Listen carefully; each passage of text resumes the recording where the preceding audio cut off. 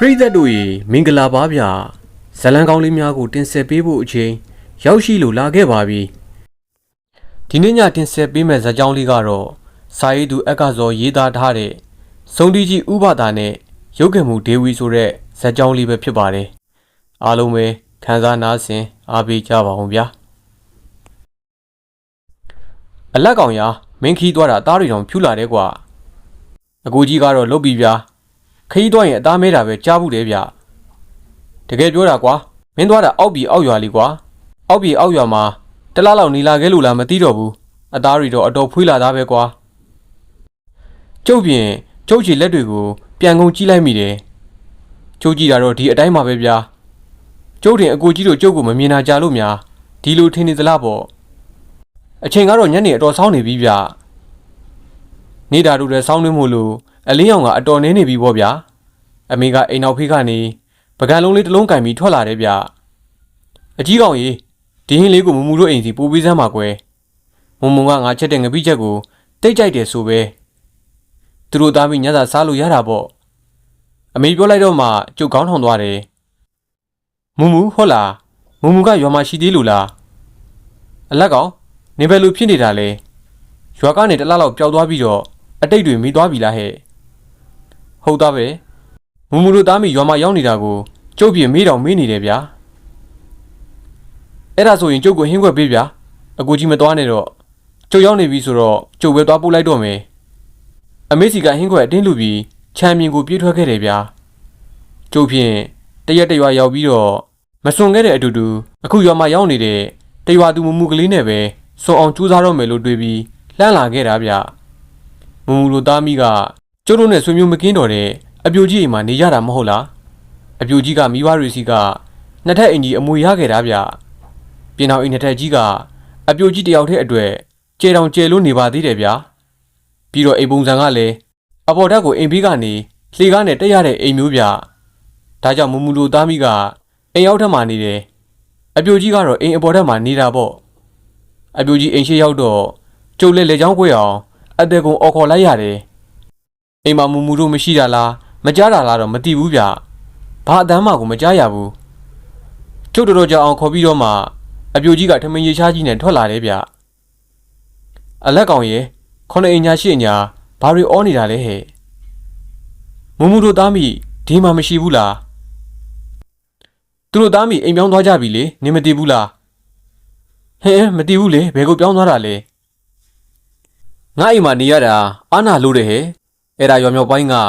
ဥဒေတို့ကြီးအိမ်ချေရင်ကမြေကွက်လွန်မှာတဲကလေးထိုးပြီးနေကြတယ်တဲ့ဟဲ့မူတို့ကလည်းဗျာအပြိုကြီးအိမ်ဒီလောက်ကောင်းတာကိုဘာဖြစ်လို့တဲထိုးပြီးနေရလဲမသိပါဘူးအပြိုကြီးကမျက်နှာတစ်ချက်ပြတ်သွားတယ်ဗျကျုပ်လက်ထက်ကဟင်းခွက်ကိုကြည်ရင်းနဲ့နေဦးဒီဟင်းခွက်ကငားဖို့လားခမရဖို့ဖြစ်မလားဗျဒါကမူတို့စားဖို့အတွက်တဲလာခဲ့တာခမရဖို့မပါပါဘူးတဲနေဟာလေငါ့အိမ်ကိုလာပြီးငါ့ကိုလည်းခေါ်သေးတယ်အခုငါ့ဖို့လည်းမပါဘူးဆိုတော့ကောင်းသေးရဲ့လားဟဲ့နေလိုအကောင်ကိုနွားနဲ့ဝေခိုင်းလိုက်မယ်လာလီရောအပြိုကြီးခြံတကာဖွင့်လိုက်တော့ခြံထဲကနေနတ်တိုးကြီးတကောင်ထွက်လာတာဗျာနတ်တိုးကြီးကကျုံနောက်ကိုပြေးလိုက်ပါရောကျုပ်လက်ချေကောင်ထွက်ပြေးရတော့တယ်ဗျရွာထဲကလူတွေဆိုရင်နတ်တိုးလိုက်လို့ပြေးနေတဲ့ကျုပ်ကိုကြည့်ပြီးရဲနေကြတယ်ရွာလေလန်းဆုံးတော့မှနတ်တိုးကြီးကလမ်းလွဲသွားတာထင်ပါတယ်ဗျာပြေးလိုက်ရတာဖက်ဖက်ကိုမောနေတာပဲရွာမြောက်ပိုင်းကဥဒေတို့ကြီးခြံရဲ့ခြေရင်းကိုရောက်တော့မူတို့အင်္ဂလိပ်ကိုတွေးရတယ်ဗျအရင်ကအဲ့ဒီခြံနေရာကမြေကွက်လက်ကြီးပေါ့ဗျာကလေးတွေစော့နေတဲ့နေရာတစ်ခုပေါ့အခုတော့မူတို့နေပြီတဲကလေးကဝါတဲလေးဆိုပေမဲ့တက်တက်ရရကလေးပါဗျာခြံမြင်ကနေလမ်းခေါ်ပေမဲ့လူမတွေးရဘူးဗျခြံကလည်းခြံစည်းရိုးတွေတကားတွေမရှိတာကြောင့်ကျုပ်ခြံထဲကိုအတာဝင်လာခဲ့လိုက်တယ်တဲအင်္ဂလိပ်ရဲ့အရှိမလူမတွေးရဘူးဗျဒါနဲ့နောက်ဘက်မှာများချက်ပြုတ်နေသလားဆိုပြီးအိမ်မိကနေပတ်လာခဲ့လိုက်တယ်တဲအိမ်လုံးဘယ်သူမှကိုမရှိဘူးဗျတဲထဲမှာလည်းအမောင်ကျနေတယ်မိန်းကလေးတွေနေတဲ့အိမ်ဆိုတော့လေလက်လွတ်စပယ်မတွားရဘူးဗျာအိမ်သာပဲကြီးတော့လေလူကမတွေးပြန်ဘူးကျုပ်အိမ်ရှိကိုပြန်ထွက်ဖို့အိမ်ကိုချင်းကနေပတ်လာခဲ့လိုက်တဲ့အချိန်မှာတော့နတ်တိုးကြီးတကောင်နဲ့ပဲပင်တိုးပါရောဗျာနတ်တိုးကြီးကကျုပ်ကိုပြေးဝေးဖို့ခွာရက်နေတယ်ဗျကျုပ်ကြည့်နေတော့မှလင်းညိုကလွတ်လိုက်တဲ့မြားတစ်စင်းလိုကျုပ်စီအသက်ကုန်ပြေးလာပါရော ကျုပ်လည်းတစ်ဖက်လဲပြီးခြေဦးတွေကပြေးရပြန်နေဗျာဒီနှစ်သူကြီးကလည်းကျုပ်ကိုအညှို့ကြီးကြီးနဲ့အလုံးမပေးပဲလိုက်လာတာဗျပကံလုံးကင်ပြီးရွာထဲမှာခေါက်တော့ခေါက်ပြန်ပြေးနေတဲ့ကျုပ်ကိုရွာကလူတွေကကြည့်ပြီးတော့ရေကြပြန်ရောဗျာရွာလေရောက်တော့မှနှစ်သူကြီးကဆက်မလိုက်တော့တာဗျဒီတော့မှမက်ကစီနဲ့ဆိုင်ကနေထွက်လာတဲ့ဒေါ်မုံမုံနဲ့တန်းလို့တော့တယ်ဟဲ့အလက်ကောင်မလားအမောတော်နဲ့ဘယ်လိုဖြစ်လာတာလဲအမေကဟင်းပေးခိုင်းလို့ဒေါ်မုံမုံကိုလိုက်ရှာနေတာဗျအပြူကြီးအိမ်သွားတော့လေအိမ်ပြောင်းသွားပြီလို့ပြောတယ်ခုနကအိမ်တိကိုရောက်ခဲ့တော့လေဘယ်သူမှမတွေ့ဘူးပြို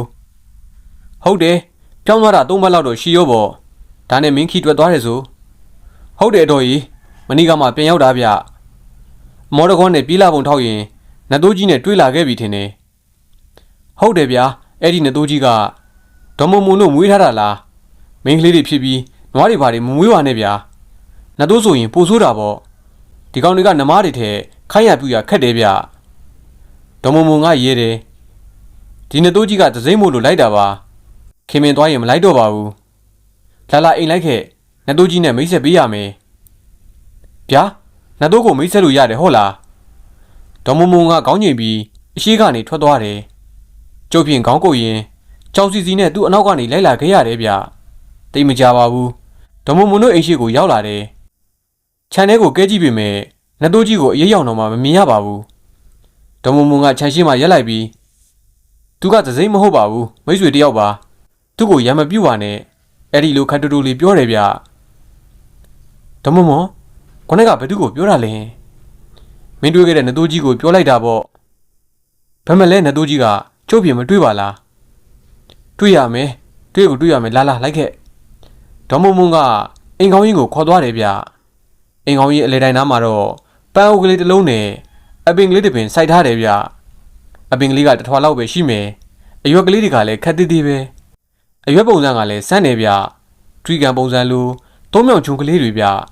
ရိုးရံဘက်ကအချုံကလေးဖြစ်နေရကနေအရွက်ကနှစ်ခွဖြစ်သွားတယ်အရွက်နှစ်ခွထိတ်ကလည်းအချုံကလေးဗျတရွက်ထိတ်မှာအချုံကလေးတွေထွက်နေသေးတယ်တရွက်အယောင်ကတော့နီညိုညိုအယောင်ကလေးနဲ့ဗျဟောတာမင်းတွေ့ခဲ့တဲ့နတ်တိုးကြီးပဲမဟုတ်ဘူးလေဒါကတစ်ပင်ကြီးဘယ်လိုလုပ်ပြီးတော့နတ်တိုးကြီးဖြစ်မှာလဲဒီရွက်ကလေးတွေကိုတေချာကြည့်လိုက်စမ်းဟောဒီလူကလေးလှန်ကြည့်လိုက်ရင်နွားကောင်းနဲ့မတူဘူးလားဒေါ်မုံမုံကတရွက်ကလေးတစ်ခုကိုကင်ပြီးထောင်ပြလိုက်တယ်ဗျသူထောင်ပြတော့လေဟုတ်တယ်လို့ပဲအညာဘက်ကရှူးချသွားတယ်ဆိုတော့နွားရဲ့နှုတ်သီးနဲ့တူတယ်ထိပ်ပင်မှာရွညနှစ်ခုကွဲထွက်သွားပြီးအရွက်ထိပ်မှာလည်းအချုံဝက်ကလေးတွေထွက်နေသေးတာဆိုတော့ဥယျုတ်နှစ်ခုထောင်းနေတာနဲ့တူသွားတယ်ဗျဟုတ်ပါတေချာကြီးလေတူလေပါလားအတော်ရာဟောတာကိုနွားတို့ကမုံလို့ခေါ်တယ်ဟဲ့ကမုံမှာရှိတဲ့အဆောင်ကနတ်တိုးကြီးတဲ့ကောင်စောင့်တာဒါဆိုကျုပ်ကိုကိုနဲ့ကလိုက်တာကမုံဆောင်နွားတိုးကြီးပေါ့ဟုတ်လားဟုတ်တယ်လက်ကောင်အပြိုကြီးကကမုံမွေနေစိုက်တာဝါသနာပါတာဆိုတော့မင်းလည်းအသိပဲမဟုတ်လားတွေ့မှညာကြီးညတာစိတ်ချရအောင်လို့နွားတိုးကမုံကိုစိုက်ပြီးကင်းလေခိုင်းထားခဲ့တာဒါကြောင့်မင်းကလေးတယောက်တည်းနေတဲ့အိမ်ဖြစ်ပေမဲ့မကောင်းတဲ့လူကမကတ်နိုင်ဘူးဆိုပဲဟုတ်မယ်ဗျာအဲ့ဒါငါတို့အိမ်ကိုလည်းတားတက်ကလေးတစ်ပင်ခွဲပေးလိုက်တယ်တို့ရင်လည်းတားမင်းတယောက်တည်းနေတာဆိုတော့မတော်မရောလူတွေနဲ့ရန်ကိုကြောက်ရတယ်မဟုတ်လားဒါဆိုရင်ဒီကမုံကတော်တော်စွမ်းတာပဲဗျာကျုပ်တော်မှလမ်းပြီးထွက်ပြေးရတယ်ဟုတ်တယ်စွမ်းတာတော့ခက်ဆန်းဆန်းပဲကဲအခုမိဒီရွက်ကိုကင်ပြီးနတ်တိုးကြီးကိုစကားပြောကြည့်စမ်းနတ်တိုးကြီးကတိတ်တစ္ဆာရှိတာအိမ်ရှင်နဲ့ခင်ခင်မင်မင်နေတဲ့မိတ်ဆွေဆိုရင်အရေးရောင်တော့မပြပေမဲ့မတိတဲ့သစိမ့်တို့အိမ်ရှင်တွေနဲ့မကောင်းညံ့တဲ့လူမျိုးဆိုရင်တော့ပြေးပြေးလိုက်ပြီး6လက်မောင်းထုတ်တတ်တယ်နတ်တိုးကကျုပ်ကြံကိုတီးလို့များလိုင်မောင်းထုတ်လာမပြောတတ်ဘူးကျုပ်ကအိမ်ရှင်ရဲ့တမီးကိုအဟုတ်ကြံမလို့လာခဲ့တာလေဗျာဟိုလေအတော့ကျုပ်ကဒေါ်တို့သားမိပေါ်မကောင်းညံ့စေမရှိပါဘူးဗျာတိပါတယ်လက်ကောင်ရဲ့နတ်တိုးကြီးကသစိမ့်မို့လို့လိုက်တာနေမှာပါကဲအရွက်ကင်ပြီးတခုခုပြောကြည့်လိုက်စမ်းဘာပြောရမှာလဲဗျတခုခုပေါ့ဟဲ့ဘာပဲပြောရပါတယ်ဗဇက်ကဖွင့်ပြီးပြောရမှာလားစိတ်ထဲကပြောရင်ရပါတယ်ကျုပ်တရွက်ကိုကင်ပြီးဘာပြောရင်ကောင်းမလဲလို့စဉ်းစားလိုက်တယ်ဗျဒါပေမဲ့ရုတ်တရက်ဆိုတော့ခေါင်းထဲကဘာမှထွက်မလာပါဘူးဗျာဒါနဲ့ခေါင်းထဲမှာအမြဲရှိတဲ့နင်းကိုငါချစ်တယ်ဆိုတဲ့စကားကိုပဲစိတ်ထဲကနေပြောလိုက်မိတော့တယ်ဒါနဲ့မူမူကလေးရောဘဲသွားလိုက်ရင်မူမူကအလုပ်ရသွားပြီအလက်ကောင်ရဲ့ဘာအလုပ်လဲတော်တော်ပင်ပင်မန်းတွေလုပ်ရတာလားဗျာမဟုတ်ပါဘူးအလက်ကောင်ရဲ့တမ်းမြရွာကစပားပွဲယူမှာ စည်ရင်မှဝင်လုံနေတာပါလာစာလေးကလည်းမဆိုးရှာပါဘူးကောင်းတာပေါ့ဗျာမူမူကလည်း၄တန်းလားတက်ဖူးတာဆိုတော့ကောင်းတာပေါ့ပြောဆိုနေတော့ခြံရှိကိုဆိုင်ငယ်တစ်စီးထိုးရက်လာတယ်ဗျာဆိုင်ငယ်မောင်းတဲ့လူကတမ်းမြင့်ရွယ်တဲ့ကြီးဥကြုံဝင်းရဲ့သားအောင်နှောင်းဆိုတဲ့ကောင်းဗျဒီကောင်ကနေကမျက်မှန်နေပါရီတက်ပြီးတော့ရဲပြုံးရင်းနဲ့မောင်းလာတာဗျသူ့အနောက်ကမူမူကချင်းတောင်ကလေးဆွဲပြီးတင်မလွဲလေးထိုင်လိုက်လာတယ်ကျုပ်ပြင်သူတို့နှစ်ယောက်ကိုမျက်ထောင်ကြီးနဲ့စိုက်ကြည့်နေတာပေါ့မူမူကကျုပ်ကိုတွေ့တော့မျက်နှာကိုတီးလိုက်တယ်ဗျဆိုင်ငယ်ရက်သွားတော့မူမူကဆိုင်ငယ်ပေါ်ကနေဆင်းလိုက်တယ်အောင်တော့ကမူမူကိုကြည့်ရင်မူမူအကိုသွားတော့မယ်နော်မနှက်မှလာကြူတော့မယ်မူမူကခေါင်းငိမ်ပြီးတက်တာတွေပါတွေပြနေတယ်ဗျအောင်တော့ကထန်းလျက်အိုးတယ်ပြားရီမောက်ထားသလိုချိုပြုံးနေတဲ့မျက်နှာနဲ့ရဲပြရင်ဆိုင်ငယ်ကိုမောင်းထွက်သွားပါတော့တယ်မကောင်းဘူးဗျာမကောင်းဘူးကျုပ်ထိုင်ပြောလိုက်တော့ဒေါ်မုံမုံကကျုပ်ကိုကြည့်ရင်ခုနကတော့ကောင်းပါတယ်ဆိုခုနကကောင်းပြီမဲ့အခုမကောင်းဘူးဗျမူမူအလုပ်ရတာအောင်တော့ရင်ပွဲယူမှာမဟုတ်လားဟုတ်တယ်လေအဲ့ဒါဘာဖြစ်လို့လဲအဲ့တော့တို့ကဒီနေကမဟုတ်လို့အောင်တော့အကြောင်းကိုမသိပြင်မဲ့ကျုပ်ကအောင်တော့အကြောင်းကိုအတိဆုံးဗျဒီကောင်ကမိန်းကလေးတွေနဲ့ပျော်ပြည့်နေတယ်မိမတွေလည်းရှုပ်တယ်ဗျာမယားကြီးရှိရဲနဲ့တောင်မှဟိုမိန်းကလေးကိုဆွဲဆလိုက်ဒီမိန်းကလေးကိုခြေတော်တင်လိုက်လုံနေတဲ့ကောင်ဗျပြဿနာတွေဖြစ်လာခဲ့ရင်လေသူ့အဖေတကြီးကအာနာသုံးပြီးရှင်းလိုက်သူကငွေနဲ့ပေါက်ပြီးရှင်းလိုက်နဲ့ရှင်းထုတ်တတ်တဲ့ကောင်သားမျိုးဒီလိုကောင်နဲ့တော်သားလုံနေတာမှုတွေမကောင်းဘူးဗျာတော်ပါတော့ကိုအလက်ကောင်ရှင်ကကျမအိမ်ရှိလာပြီးတော့ကျမကိုတိတ်ခါချနေတယ်လို့ပဲဟင်မင်းဘာပြောလိုက်တယ်မူမူရဲ့ငါကမင်းကိုတိတ်ခါချနေတာမဟုတ်ဘူးကွာ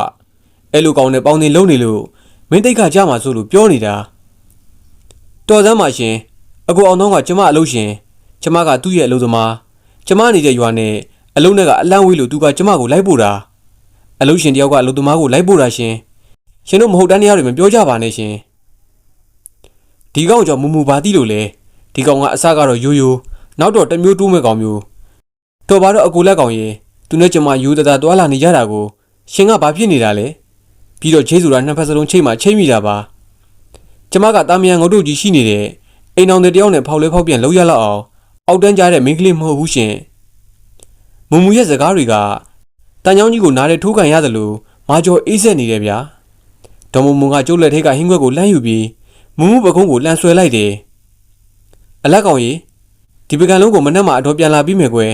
မတန်းကိုလည်းကျေးဇူးတင်တဲ့အကြောင်းပြောလိုက်စမ်းပါကွယ်လာသမီးရေမှုချိုးလိုက်တော့ကျုံမခံမရဲနိုင်တွေဖြစ်ပြီးအောင်တီအောင်နဲ့အိမ်ကိုပြန်လာခဲ့လိုက်တယ်ဗျလမ်းမှာဥပဒါခြံရှိကဖြတ်ပြန်ရတယ်ဥပဒါကတပြည့်စီလဲနေရင်အဆွေတချင်းတစ်ပုတ်ကိုဆွေးမြင့်မြင့်စိုးနေတာဗျသူဆိုတာနားထောင်ရင်းနဲ့ကျုပ်တော်မှာငိုချင်းလိုဖြစ်လာတယ်ဗျာ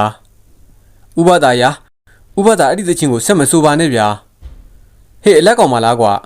ငါတချင်းစိုးနေတာဘာဖြစ်လို့လဲကွာဥပဒါရဲ့တချင်းကကျုပ်ကိုလောင်းနေတယ်လို့ခံစားရတယ်ဗျဥပဒါတော်ကြောက်အံ့ဖြစ်နေတယ်ဗျာမင်းကြီးရတာလေမျက်ရည်နဲ့မျက်ခွက်ပါလားလက်ကောင်ရဘာလဲမင်းချင်းနေတဲ့ကောင်မလေးကသူပြန်တော့ပါသွားလူလားကွာကျုပ်ကောင်းပဲညှင်းပြလိုက်တယ်ဥပဒါကမျက်မှောက်ကျုပ်ရင်ဟိုမူမူဆိုတဲ့ကလေးမမဟုတ်လားကွာဥပဒါကတည်ရသားနဲ့မင်းနေရသေးတယ်ဗျာဟာငါတကယ်ကိုဘာမှမသိပါဘူးကွာပညာရှိတွေးကြည့်ရင်ပြေးကြည့်တာတဲ့မှန်တယ်ဆိုသလိုဒီရွာမှာမင်းချိန်လို့ရတဲ့ကလေးမကမူမူပဲကြံတော့တာပြီးတော့အခုလိုငိုယူလာပုံထောက်ရင်မင်းကလေးကမင်းကိုညှင်းလွတ်လိုက်တာပဲနေမှာအဲ့ဒီလိုတွေးမိတယ်ကွာညှင်းလွတ်တာကမှဖြေသာပါသေးတယ်ဗျာအခုကကျုပ်ကိုစိန်ငါသွားတာဗျာဥပဒါတချင်းတွေကလို့စိန်ငါသူကမြတ်ဘွားကိုခြုံဆိုလို့စိန်ငါသွားတာဗျာအဲ့ဒီမူမူဆိုတဲ့မင်းကလေးနဲ့မင်းနဲ့လည်းမဖြစ်ပါဘူးအလက်ကောင်ရာဘာဖြစ်လို့လဲဗျသူနဲ့ကျုပ်ကဘာကြောင့်မဖြစ်နိုင်တာလဲဥပဒါကကြောင်အံဖြစ်သွားတယ်ဒီမိကုန်းကမင်းကိုမေးရမှာကွာမင်းနဲ့သူနဲ့ရောဘာကြောင့်ဖြစ်နိုင်ရမှာလဲဥပဒါစကားကိုကြားပြီးကျုပ်ရင်ထဲမှာစိုးနေလာတယ်ဗျာဟုတ်ပါတယ်ဗျာဟုတ်တယ်ကျုပ်တို့ကဘာကြောင့်လဲဖြစ်နိုင်ကြမှာလဲဗျာဥပဒါကကျုပ်ပကုံးလေးကိုပုတ်ပြီးနှစ်သိမ့်ပြီးတယ်အိမ်ပြန်ရောက်တော့စိတ်ညစ်ညစ်နဲ့အိမ်မော်တက်ပြီးတော့မှောက်နေမိတယ်ဗျာအကူကြီးကကျုံနာကိုကတ်လာတယ်အလက်ကောင်မင်းဘက်ကနှစ်တိုးကြီးကိုခေါ်ချလာတာလေဟာဗျာစိတ်ညစ်နေပါလေဆိုမှဘဲကနှစ်တိုးလဲဗျာငါကြည့်နေတာကြာပြီအလက်ကောင်ရာခြံရှိမှနှစ်တိုးကြီးတကောင်ကလာရက်ပြီး ဟိုသွားလိုက်ဒီသွားလိုက်လုံနေတာကွာငါကမင်းခေါ်လာတယ်ထင်လို့အကိုကြီးပြောမှကျုပ်သတိရတယ်ဗျာအဲ့ဒီနှစ်တိုးကြီးကငါတို့ကမုံမင်ကနှစ်တိုးကြီးဖြစ်မှာဗျာကျုပ်ကစိတ်ထဲကနေမင်းကိုငါချစ်တယ်လို့ပြောထွက်လိုက်လို့ကျုပ်ကိုချစ်ပြီးတော့များလိုက်လာတယ်ထင်မိတယ်ဒုက္ခပဲဗျာဗမင်္ဂလိနဲ့မှအစွမ်းမပြတဲ့ဇကားကအခုနှစ်တိုးကြီးနဲ့မှအစွမ်းသွားရတယ်လို့ကျုပ်ချန်ရှိကိုပြေးထွက်ခဲ့ပြီးဟဲ့ကောင်ကြီးတွားဆိုပြီးတော့မောင်းထုတ်လိုက်ရပါသေးတယ်စောင်းရသည်ဆိုရင်ထင်းကုတ်တဲ့ရာသီရောက်ပြီဗျာတမိုးတွင်လုံးသုံးမဲ့ထင်းကိုစောင်းကလေးကကြိုခုတ်ပြီးတော့စူဆောင်ထားကြရတာနွေရာသီကြတော့တောထဲမှာအရက်တွေကျွေတယ်နေကပူတယ်ဒီတော့လူတွေနွားတွေပင်ပန်းနေလေဗျာခုလိုစောင်းဦးဖြစ်ဖြစ်စောင်းလင်မှာဖြစ်ဖြစ်ထင်းတွေခုတ်ပြီးပေါက်ချမ်းတွေချမ်းပြီးနေပူလန်းရတယ်တပေါင်းလောက်ဆိုရင်ထင်းတွေတင်းလို့ရပြီပေါ့ဗျာအေဘီနာကထင်းုံထဲမှာထင်းလုံးပေါက်ချမ်းတွေကိုစီးထပ်ပြီးတိတ်နာကြတာအိမ်တိုင်းလိုလိုပဲဗျသုံးကနီးကြမှာပေါက်ချမ်းတွေကိုလိုလိုခွဲချမ်းစိတ်ပြပြီးကဲသုံးကြတာပေါ့အပင်မှန်သမျှထင်းပြစ်တယ်ဆိုပေမဲ့လေကျုပ်တို့ကတော့ထင်းလို့လွယ်တဲ့အပင်မိဆိုင်လို့ကောင်းတဲ့အပင်မျိုးကိုရှာခုတ်ကြတယ်ဗျထင်းကိုလို့လွယ်တဲ့အပင်ဆိုတာကတော့တကြောဖြောင်ပြီးခွဲရပြူရလွယ်တဲ့အပင်ပဲမမလိုမပြောလုံးတဲ့အပင်ကိုပြောကျင်တာတစ်ပင်မကလည်းတကြောဆိုတာရှိသေးတယ်လူကြီးပေါင်လုံးတော့ရှိတဲ့တစ်ပင်တွေကိုထင်းအဖြစ်ခွဲကြတဲ့အခါမှာတကြောဖြောင်းတဲ့အပင်ဆိုရင်ပစိန်နဲ့တစ်ချက်နှစ်ချက်ပေါက်လိုက်ုံနဲ့သူ့အကြောတိုင်းတစ်ချမ်းခွဲသွားနိုင်တယ်ဗျတကြောကောက်ပြီးအမြင်များတဲ့တတုံးဆိုရင်တော့ပေါက်စိန်နဲ့ပေါက်ပြီးရောဗျာထောက်ကျန်းလို့တင်မျိုးဆိုရင်တကြောကွေးကောက်ပြီးတစ်ပင်ကလည်းမားတာကြောင့်ထင်းသမားတွေရှောင်ကြတဲ့အပင်ပေါ့ဗျာကျုပ်တို့ရွေးခုတ်တဲ့အပင်ကတော့တစ်ဆက်ပင်လို့ခေါ်တဲ့အပင်ဗျတချို့ကလည်းတစ်ကျွပင်လို့ခေါ်ကြတယ်ဒီအပင်ရဲ့အသားကနီးရဲနေပြီးတော့တစ်သားကလည်းခက်ဆက်ဆက်ဗျာမိဆိုင်လို့လည်းအတော်သုံးခံနေခွဲရတာကလည်းလွယ်တယ်ဒါကြောင့်ထင်းခုတ်ရင်အဲ့ဒီလိုအပင်မျိုးကိုရွေးခုတ်ကြတာကျုပ်တို့ညီအကိုထင်းခုတ်ထွက်မဲ့လုံးနေတော့မှာပဲကာလာသားကိုမြင့်တို့အပြေးလွှားနေပြေးဝင်လာတယ်ဗျတကြီးအေးတကြီးထူးပြီဗျထူးပြီဟေးဘာထူးတာလဲကွာမင်းအမေလင်းတော့လိုက်သွားလို့လားဟာဗျာဘာရီလျှောက်ပြောနေတာလဲထင်းခုတ်သွားတဲ့ဖိုးသေးတယောက်အပမိတယ်လို့တရေဘူးတယ်လို့ဖြစ်နေလို့ဗျဟေးအဲ့ဒါငါ့ကိုလာမပြောနဲ့လေကွာငါကအပနှင်တတ်တာမှမဟုတ်တာတကြီးမလုပ်တတ်ဘူးဆိုတာသိပါတယ်ဗျာအခုကရက်ရွာလူကြီးတယောက်အနေနဲ့တည်တည်နဲ့တင်လို့လာပြောတာဗျကျုပ်ကအရှိတက်လိုက်ပြီးတော့ဒါဆိုရင်ဥပဒါကိုတွားခေါ်လိုက်မယ်ဖေနေုံအလက်ကောင်ဥပဒါကိုတွားမခေါ်နဲ့ငမီးရွာဦးเจ้าကဦးဆိုင်ကြီးကိုတွားပင်ကွာကိုမြင့်ကဟုတ်ကဲ့တကြီးလို့ပြောပြီးအိမ်ပြင်ကိုပြေးထွက်သွားတယ်ဗျာကျုပ်ဖြင့်မျက်မှောင်ကျိုးလိုက်မိတယ်ဗျအဖေဦးဆိုင်ကြီးဆိုတာဘယ်သူလဲဗျရှမ်းစရာကြီးတယောက်ပဲကွာမင်းတို့ရွာကထွက်သွားပြီးတော့တပတ်လောက်ကြာမှတို့ရွာကိုရောက်လာတာကွာဘိန်းတော်ဆရာကြီးတယောက်ပေါ့ကွာစေးကူတယ်ပယောဂါတွေဘာတွေလဲထုတ်ပြီးတယ်ကွာတရေတွေဘာတွေကိုလဲတော်တော်လေးကိုနိုင်နေမင်းရွာနောက်ပိုင်းကဒေါ်ပြဲကြီးကိုတီးတယ်မဟုတ်လားကွာတီးတယ်လေအဖေယာနက်ခရီစီနတ်မြင်ငယ်ဒေါ်ပြဲကြီးကိုပြောတာမဟုတ်လားဟာမင်းကတော့ပြောတတ်ပါပြီကွာအဲ့ဒီဒေါ်ပြဲကြီးလေဖြတ်တာတခြားမဟုတ်ဘူးကွာသူများလှုပ်တာတယ်ဒါကြောင့်ကိုတချန်ဆောင်းနေတာကိုကုလို့မရတာပေါ့ကွာအဲ့ဒါဦးဆိုင်ကြီးကဒေါ်ပြဲကိုသူများတိုက်ထားတယ်အတိုက်ခိုက်အကျွင်းကြံတွေကိုနှိမ်နှင်းပေးပြီးတော့ကိုတချန်ဆောင်းနေတာကိုလည်းကူပေးလိုက်တာအခုဆိုလမ်းလျှောက်ရင်ကွာတာဖြစ်နေတာကလွဲလို့လူကောင်းပကက်တီလို့တွာလာနိုင်ပြီကွာဟုတ်လားဖေယာဒေါ်ပြဲကိုတမားတော်ကြီးဥဖိုးခွေးတော်လက်လျှော့ထားရတာမဟုတ်လားဟုတ်ပါတယ်ဆိုမှကွာဒေါ်ပြဲကအရင်ကစကားပြောရင်ရှာရွှဲနေလို့မပြီးတယ်လို့ပြီးတယ်လို့မဟုတ်လားအခုဆိုရင်စကားကိုပြတတ်ပြောနိုင်သွားပြီကွာအဖေပြောမှာပဲအဲ့ဒီဦးဆိုင်ကြီးဆိုတဲ့ဆရာကြီးကိုစိတ်ဝင်စားသွားပြီဗျာဒါနဲ့သူကရွာမှာအပြည့်နေတော့မှာလားအဲ့ဒီလိုလည်းဟုတ်ပုံမရဘူးကွာသူလာတာဆေးဖို့ဆက်စရာတခုရှိလို့လာခဲ့တာတဲ့တို့ရွာဦးကျောင်းဆရာတော်ကလည်းဓာတ်တွေဆေးဝါးတွေဝါသနာထုံတာဆိုတော့လောလောဆယ်ပြန်ဖြစ်ဦးမယ်မထင်ပါဘူးကွာဒါဆိုအတော်ပဲဖေယာကျုပ်အဲ့ဒီဦးဆိုင်ကြီးကိုတော်တော်လေးစိတ်ဝင်စားသွားပြီဗျကိုမြင့်နောက်ကိုလိုက်သွားဦးမယ်ဗျာအဖေကိုပြောပြီးကျုပ်ရွာဦးကျောင်းဘက်ကိုထွက်လာခဲ့ပါရောလမ်းခုလက်မှာကိုမြင့်တို့နဲ့တွေ့တယ်ဗျကိုမြင့်ရှိကနေလူကြီးတယောက်ကခြေလမ်းကျဲကြီးနဲ့ဥဆောင်ပြီးရှောက်လာတာဗျအဲ့ဒီလူကြီးကပြက်လက်လက်တန်တန်မာပဲဗျ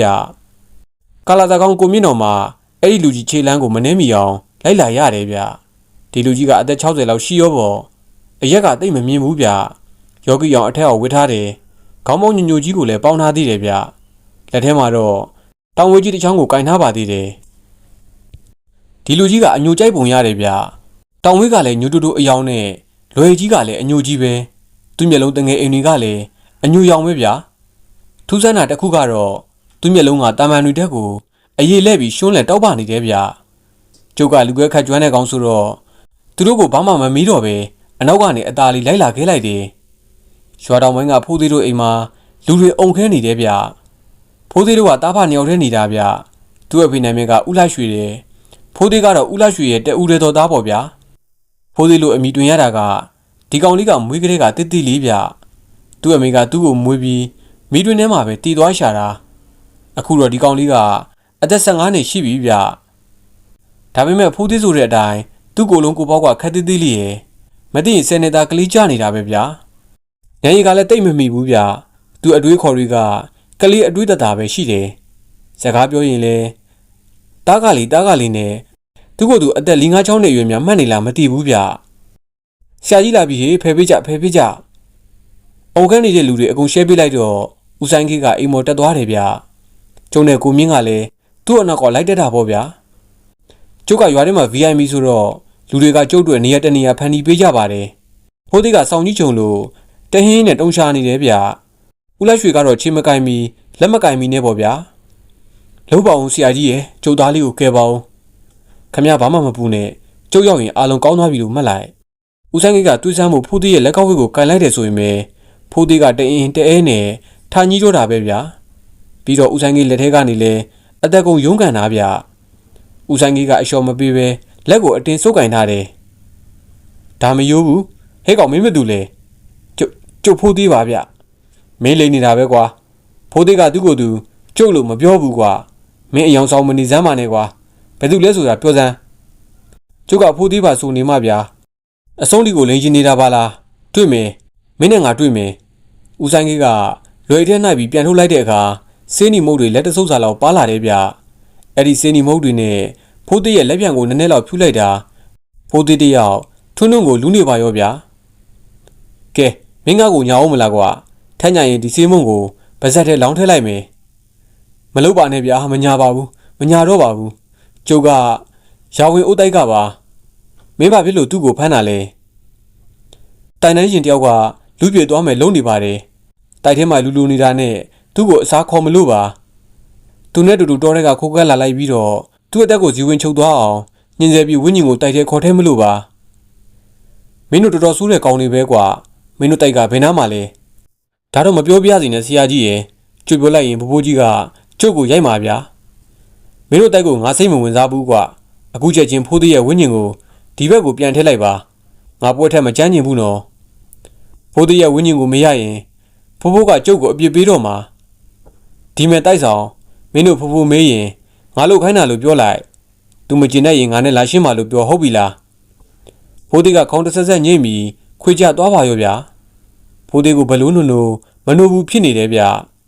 ျဦးဆိုင်ကြီးကသူ့လွယ်ထဲကနေလက်ကင်မွာလေးတစ်ခုကိုထိုးလိုက်တယ်လက်ကင်မွာအထုပ်ကလေးကိုဖြေလိုက်တော့မှ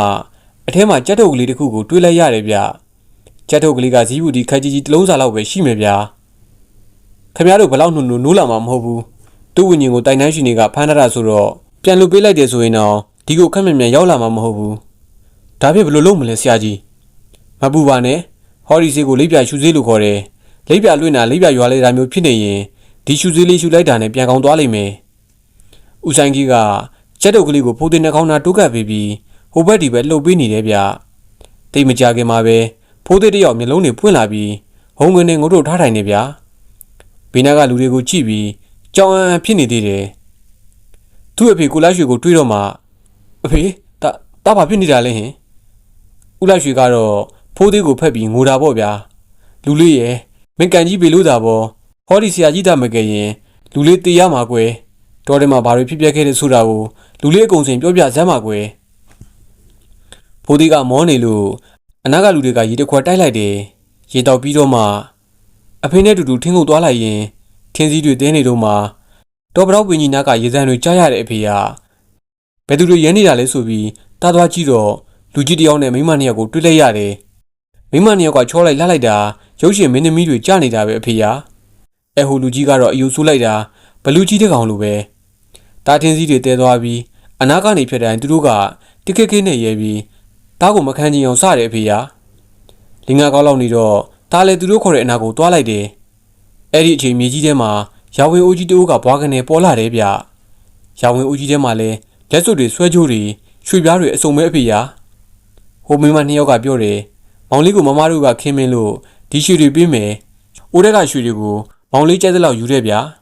ျဒါနဲ့မင်းကယူလိုက်ရော်လားလူလေးရမယူပါဘူးအဖေရအဖေပဲပြောထားတယ်မဟုတ်လားသူများပေးတိုင်းမယူနဲ့ဆိုဒါကြောင့်သားလည်းမယူဘူးတော်ကြသူတို့ရွှေတွေယူပါတယ်ဆိုပြီးဆွဆွနေရင်ဒုက္ခရောက်ကုန်မယ်မဟုတ်လားသူတို့ကအတင်းယူခိုင်းနေတာနဲ့တားကပစိုးဖြန့်ပေးပြီးဒီလောက်ပေးချင်နေရင်လေအမားတို့ပေးချင်တဲ့လောက်သာတားကိုထည့်ပေးပါလို့ပြောလိုက်တယ်ဗျသူတို့ကဒီတိုင်းလည်းထဲမပေးဘူးဗျအိုးတွေကပဲလာယူခိုင်းတာတားကလည်းမယူပဲသူတို့ပေးတဲ့လောက်ယူမယ်အမားတို့ပေးချင်တဲ့လောက်သာပေးဆိုပြီးတော့ခံရင်းနေတာဗျ3-4ကလောက်ညင်းပြီးရောခုနကဘလူးလူကြီးကဒေါသတွေထွက်နေတယ်ဒီအချိန်အဖေကပြန်မယ်ဆိုပြီးခေါ်တာနဲ့တားအဖေနောက်ကိုလိုက်လာခဲ့ရတာပဲအဖေမမိပြီလူလေးအဖေတို့လဲစီနေတုန်းကလူလေးကလင်းနောက်မှာဘလူးကြီးလိုက်လာတယ်ဆိုပြီးအော်သေးတယ်မဟုတ်လားဟုတ်တယ်အဖေလဲစီပြီးပြန်လာကြတော့အဲ့ဒီမှာတွေ့ခဲ့တဲ့ဘလူးကြီးကဒေါသတကြီးနဲ့နောက်ကနေပြေးလိုက်လာတာတားတော်အဖေကိုပြောပါသေးတယ်အဖေကညနေနေဝင်အချိန်မှာဒါမျိုးမပြောပါနဲ့လို့တားကိုတော့မလိုက်သေးတယ်မဟုတ်လားတားဘာမှမပြောလိုက်နိုင်ခင်မှာပဲအဲ့ဒီဘလူးကြီးကလဲဘော်ကိုဆွေ့ခင်နဲ့ခုန်တက်လိုက်တာဗျသူခုန်တက်လာပြီးတဲ့နောက်ပိုင်းဘာတွေဖြစ်ကုန်တယ်လဲမပြောတတ်တော့ပါဘူးမနေ့ကညနေကလေးကလူလေးကထိုးအိတ်တော့တာပဲအဖေကထင်းကုတ်ပြန်ပင်မလာတဲ့တင်ပြီးမနှိုးပဲနေလိုက်တာအခုမနေ့မှလူလေးတစ်ခုခုဖြစ်နေမှန်းသိတာကွယ်တော်သေးတာပေါ့ဒီကဆရာကြီးကဲပေလို့ဒီကဆရာကြီးကလူလေးရဲ့အသက်သခင်ကျေးဇူးရှင်ပဲလူလေးကြောလိုက်ပါအောင်ကွယ်ဦးဆိုင်ကြီးကခေါင်းတင်းငိမ့်ငိမ့်နေဗျာအဲ့ဒါတိုင်တန်းရှင်တို့ရဲ့မာယာပဲလောကမှာရွှေထုတ်ချပြီးလိန်ညာတာရှိတယ်လို့တိုင်တန်းရှင်တွေကလည်းလူစားလဲခြင်းတဲ့အခါမှာဒီလိုမာယာတွေတုံးထကြတယ်တော်သေးတာပေါ့ဗျာဖိုးသေးကရွှေငွေတွေကိုမမောတဲ့အရွယ်မဟုတ်လို့ပေါ့တော်ယုံလူကြီးဆိုရင်တော့ငါ့ကိုတိုင်တန်းရှင်တွေကပေးတာပဲဆိုပြီးဒီရွှေတွေကိုယူမိမှာဗျာရွှေတွေကိုလက်နဲ့နှိုင်းမိတဲ့အခါမှာတိုင်တန်းရှင်တွေကတိုက်ဖောက်ပါတယ်တိုက်ကပစ္စည်းကိုယူပါတယ်ဆိုပြီးတော့သူတို့ရဲ့ကမ္မစေးတီတကူနဲ့တက်ပြတ်ပြီးတခါလဲတိုက်ဆောင်လုံးပြကြမှာဗျဘာပဲပြောကျုပ်သားလေးရဲ့အသက်ကိုကယ်ပေးတဲ့အတွက်ကျေးဇူးတင်ပါတယ်ဆရာကြီးရဲ့ကျုပ်ကိုကျေးဇူးမတင်နဲ့ဗျာသူ့ရဲ့ကံကိုကျေးဇူးတင်ရမှာသူ့မှာတေကံမပါသေးလို့သာကျုပ်ကကူပေးလို့ရတာတေကံပါခဲ့ရင်ကျုပ်မပြောနဲ့မိုးဘောကတရားမင်းစင်းကူရင်တော့မှကူးလို့ရမှာမဟုတ်ဘူးပြိုဦးလာရွှေကအိတ်ထောင်တွေကပိုက်ဆံအနွမ်းလေးတွေကိုထုတ်လိုက်ရင်နဲတယ်များတယ်တော့သဘုံမထားပါနဲ့ဆရာကြီးရဲ့ဒါကဆရာကြီးကိုကြော့တာပါနေပါစေကျုပ်တို့ငွေမလိုပါဘူးခမရရဲ့တားကလေးကသာအာဟာရရှိတာလေးတွေချက်ကျွေးလိုက်စမ်းပါကဲကျုပ်ပြန်ပြီပြိုဦးဆိုင်ကြီးကစစ်စရာမှတိတ်ထွေထူပြောစရာမလိုဘူးဗျပြန်မယ်ဆိုပြီးမတ်တက်ထားရိုက်လိုက်တာဆွေကနေပါပဲဗျာကျုပ်တို့လူငယ်တွေတောင်မှထိုင်နာများရင်ဟိုအကျော်ကတ်တယ်လို့ဒီအကျော်ချင်းတယ်လို့နဲ့ဗျာအခုသူကြတော့ပေါ်ပါလိုက်တာပြောမနေနဲ့ဗျာကျုပ်ကတော့ဦးဆိုင်ကြီးဆိုတဲ့ဆရာကြီးကိုအပြတ်သက်လီစားသွားပြီဗျရွာဦးကျောင်းပြန်တော့အနောက်ကနေမယောင်မလဲလိုက်သွားပြီးအတင်းဝင်မိတ်ဆက်ရတယ်ကျုပ်သိပြီးမိတ်ဆက်စရာမလိုပါဘူးဗျာရွာဦးကျောင်းဆရာတော်ကကျုပ်ကိုဂမ်ဘီယာယူဆိုပြီးတေးပေးလိုက်တာပဲဦးဆိုင်ကြီးကစေးသမားကြီးဗျသူကလူကူးတဲ့စီပြောကကူးတဲ့စီတွေတော်တော်ကျွမ်းကျင်တာဆရာတော်နဲ့သူနဲ့စကားထိုင်ပြောနေတာကိုနားထောင်ကြည့်ရတာသူပညာကလည်းမနှဲဘူးဗျဆေးပေဆေးမြစ်တွေရဲ့အကြောင်းကိုအရေးကျိုးတောက်ထားတဲ့လူကိုပြောနိုင်တာဗျတပည့်တော်ကလမ်းရှိလိုက်နေတဲ့သူဆိုတော့တပည့်တော်ရဲ့ပညာလန်းဟာကြံတန်းခဲ့တာပေါ့အရှင်ဖေဟာတပည့်တော်ဟာဒီပညာတွေကိုရှမ်းဆရာကြီးတယောက်စီကနေဆယ်နှစ်သားကလေးကတင်ယူခဲ့ရတာအဲ့ဒီရှမ်းဆရာကြီးကလက်တံပြောင်းသလားတော့မမေးပါနဲ့အရှင်ဖေရဲ့သူမထင်ရင်မထင်သလိုတပည့်တွေကိုလုံးလုံးလို့တပည့်မမြဲဘူးတပည့်တော်ကသာပညာတွေလိုချင်လို့သူ့စီတွားခိုကပ်ပြီးတင်ရတာဟောဒီလက်ဖက်မိုးကတန်ရဆိုရင်အဲ့ဒီဆရာကြီးပေးခဲ့တဲ့တရားပါတန်ရပါပဲအရှင်ဖေဟာစင်းနီဖော်ရာမလို့အဲ့ဒီစီကိုလက်ဖက်ဘုံကိုလောင်းချလိုက်တာတပည့်တော်ရဲ့လက်ကိုငရဲမီးနဲ့တို့တလို့လောင်မြိုက်သွားခဲ့ပါတယ်သူ့လက်ဖက်မိုးမှာမီးလောင်တန်ရလို့အကွက်ကြီးပြကျုပ်လည်းကြည့်ပြီးမနေနိုင်တာနဲ့ဆရာကြီးကလမ်းရှိကိုဘာလို့လိုက်တာလဲဗျာလမ်းရှိဆိုတော့ခက်တာပေါ့လမ်းတို့လေးပါလေလိုက်တာမဟုတ်ဘူးဦးဆိုင်ကြီးကကျုပ်ကိုတအံတော်နဲ့ကြည့်တယ်ဟဲ့ကောင်လမ်းတို့ဆိုတာဘာလဲလမ်းရှိဆိုတာဘာလဲရောသိရလားကွာလမ်းတို့ဆိုတာတူရလန်းမြင်မြင်ရောက်တဲ့လမ်းမဟုတ်ဘူးလားတလွဲတွေပါကွာဒုက္ခနာဤပညာရက်မှာလမ်းတို့ဆိုတာကစီဝါဖြစ်ုံအလွယ်လိုက်တဲ့လမ်းကိုခေါ်တာကွာလမ်းရှိဆိုတာကတော့ထွက်ရက်ပေါက်တဲ့အထိစူးစမ်းတဲ့လမ်းကိုခေါ်တာအကရက်သမားတွေဆိုရင်လေလမ်းတို့လိုက်တဲ့လူကရွှေပြည့်ငွေဖြစ်အောင်လုပ်တဲ့လူပေါ့လမ်းရှိသမားကြတော့ ဓာတ်လုံးနဲ့ထွက်ရက်ပေါအောင်ကြိုးစားနေတဲ့လူတွေကိုဆိုလိုတာမင်းပြောသလိုတူရလန်ရှည်တယ်လန်းမဟုတ်ဘူးကွာမသိပါဘူးဗျာကျုပ်ကဒါတွေနားမလည်လို့ပါတို့ရောက်မှလည်းလူနာသိမ့်မများတော့တကာကြီးဆေးပေါ်တဲ့လုပ်ငန်းရောအတော်လေးအခြေအနေတိုးတက်ပြီလားထင်ပါဗျာမကြခင်ပေါက်မြောက်အောင်မြင်ပါတော့မယ်ဗျာဒါနဲ့ကျုပ်တကူလောက်မေးပြစီဆရာကြီးဖော်ဆက်နေတဲ့စီကဘာစီလဲဟင်ဆရာတော်ကကျုပ်ကိုကြည့်ပြီးအလက်ကောင်ရေမင်းကလေနေရာတကာပါကိုပါနိုင်လို့နေသူများလှုပ်ဝက်ပြီးဖော်တဲ့စီကိုမင်းကသိကျင်လို့ဖြစ်ပါမလားကွာဦးဆိုင်ကြီးကလက်ကပြပြီးရပါတယ်အရှင်ဘုရားရေတပည့်တော်တို့ကဘာကူမှထိန်ချန်လှုပ်ဝက်စရာအကြောင်းမရှိပါဘူးအခုတပည့်တော်ဖော်ဆက်နေတဲ့စီဟာဝိမု ക്തി နတ်စည်းတော်ကြီးတို့ခေါ်တယ်ဝိမု ക്തി ဆိုတာလွတ်မြောက်ခြင်းတို့အဓိပ္ပာယ်ရပါတယ်ဒီစည်းတော်ကြီးအောင်မြင်သွားခဲ့မယ်ဆိုရင်လောဘဒေါသမောဟတရားတွေနဲ့ဖုံးလွှမ်းပြီးအလွန်တရာဆက်စုပ်ယွန်းရှာဖွယ်ကောင်းလာတဲ့လူလောကကြီးကနေအလွန်တန်ရှင်းစင်ကြယ်မြင့်မြတ်တဲ့ဝိဇ္ဇတူအဖြစ်ကူပြောင်းသွားနိုင်မယ်ဆေးဖြစ်ပါတယ်အလွယ်ပြောရရင်တော့လူလောကကနေလွတ်မြောက်သွားနိုင်တဲ့ဆေးပေါ့ဗျာတကားကြီးစကားကြားရတာအားတက်စရာကောင်းလိုက်တာတကားကြီးရဲ့တကားကြီးအောင်မြင်ဦးစင်းကိုလည်းမမေ့ရဘူးနော်ထင်ပါဗျာတပည့်တော်ဒီစည်းတော်ကြီးကိုဖော်ဆက်နေတာနှစ်ပေါင်း30ရှိပါပြီတကယ်လို့သာဟောဒီရွာမှာအောင်မြင်ပေါက်မြောက်ခဲ့မယ်ဆိုရင်အရှင်ဘုရားတော်တိတ်တိဝင်ဆေးမုံတွေဆေးတောင်တွေကိုခြံထားခဲ့မှာပါဗျာကျုပ်တို့ပြောနေတော့ကာလာသားကိုမြင့်တယောက်ဖုန်းကြီးเจ้าကိုတက်လာတယ်ဗျထုံးစံတိုင်းပြပြသလဲနေပေါ့ဗျာဆရာတော်ကစီးမိတယ်ဗျမမြင့်မင်းကြီးရတာလဲအချိန်တန်းကိုပြာရခတ်နေတာပဲမင်းသားမင်းကလေးဆိုရင်ချက်ပြမတို့ဘိုင်းနာမတို့နာမည်ရအောင်မယ်ကွာအရေးကြီးပါတယ်အရှင်ဘုရားအရေးကြီးပါတယ်ဘာမို့လို့လဲကွာအလက်ကောင်မင်းမေတော်တန်းရေကပြင်းမှာချော်လဲလို့တယ်ကွာယူတနန်လေးတာမဟုတ်ပဲလင်ငန်းဖမ်းနေသလိုဖြစ်ပြီးကိုတချန်လုံးမရတော့ဘူးတဲ့ကွာကိုမြင့်စကားကြတော့ကျုပ်ရည်နဲ့ထိတ်ခနဲ့ဖြစ်သွားမိတယ်ဗျဟာဒါဆိုဘယ်လိုလုပ်ရမလဲအဲ့ဒါမင်းကိုလားခေါ်ရင်ဆရာကြီးဆိုင်ကြီးကိုလည်းတပါးလေးပင့်လာတာကျုပ်လည်းဘီနာကဦးဆိုင်ကြီးလက်ကိုလှမ်းဆွဲလိုက်ရတယ်ဆရာကြီးကျုပ်မေကိုကယ်ပါအောင်ဗျာစေးထားသမှာကွာငါနဲ့တွေ့ရင်မင်းအမေယောဂပြောက်ပြီလို့သာမှတ်ပြီးတော့ကဲလာသွားကြမယ်ဦးဆိုင်ကြီးကလွဲကိုယူပြီးလက်ခနဲ့ကောက်ထသွားပါလိရောဗျာထုံးစံတိုင်းကိုမြင့်နဲ့ကျုပ်ဦးဆိုင်ကြီးနောက်ကနေအသေးတန်ပြေးလိုက်လာခဲ့ရတာပေါ့